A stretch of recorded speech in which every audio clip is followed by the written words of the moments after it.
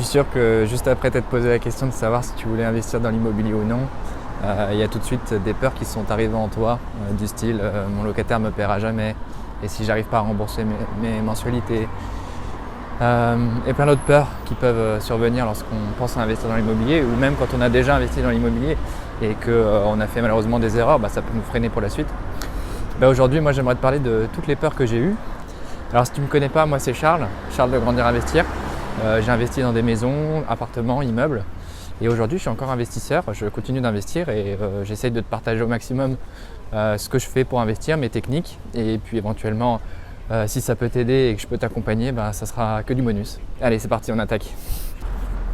Alors je reprends sur la liste des 7 peurs que j'avais avant de me lancer dans l'immobilier et que je peux toujours avoir.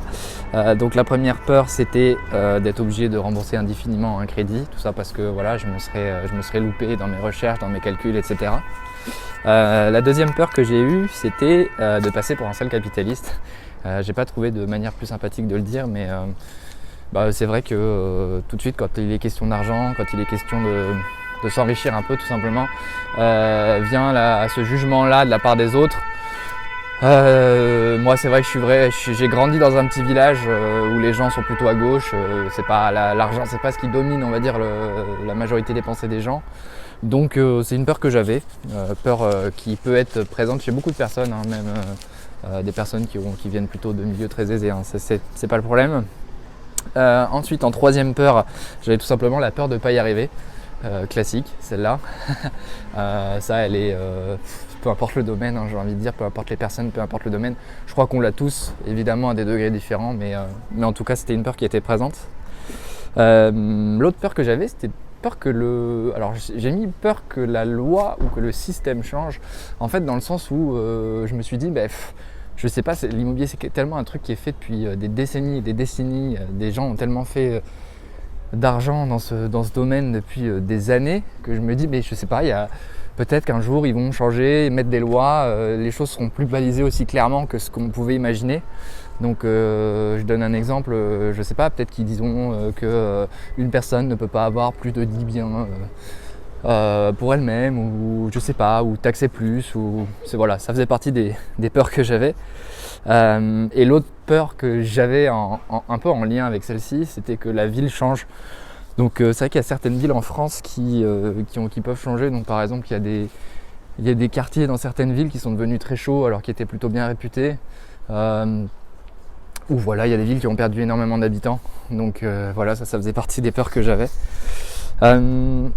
Autre peur aussi, c'était le coût d'opportunité. Donc celle-là aussi, je pense que beaucoup de gens l'ont, surtout les gens qui se lancent un peu dans tout ce qui est business, investissement. Je pense que c'est un peu le syndrome de l'objet brillant. C'est dès lors qu'on fait quelque chose, on se dit « Ah, mais je commence à perdre du temps là-dessus, forcément, j'ai pas tout de suite des résultats, forcément, je commence à avoir les difficultés. Est-ce que je ferais pas mieux de mettre mon énergie ailleurs ? Ou est-ce que c'était finalement quelque chose qui me correspond ? Est-ce que c'était une bonne idée tout simplement ? Donc voilà, ça fait partie des peurs. Et enfin, avant de te parler de celle de la peur bonus, on va dire, c'était la peur de ne pas être libre de mon temps. Toujours pareil, de se dire est-ce que finalement je vais pas être esclave de mon immobilier ? Est-ce qu'on va pas m'appeler à minuit pour déboucher des toilettes ? Est-ce que je vais pas passer tellement de temps à chercher des biens, à les faire financer ? C'est cette peur-là. C'est la peur un peu de se perdre trop dans ce truc-là. Et enfin, la peur bonus dont je voulais parler, c'était la peur qu'on me colle une étiquette. En fait, j'ai encore cette peur-là, pour être tout à fait honnête.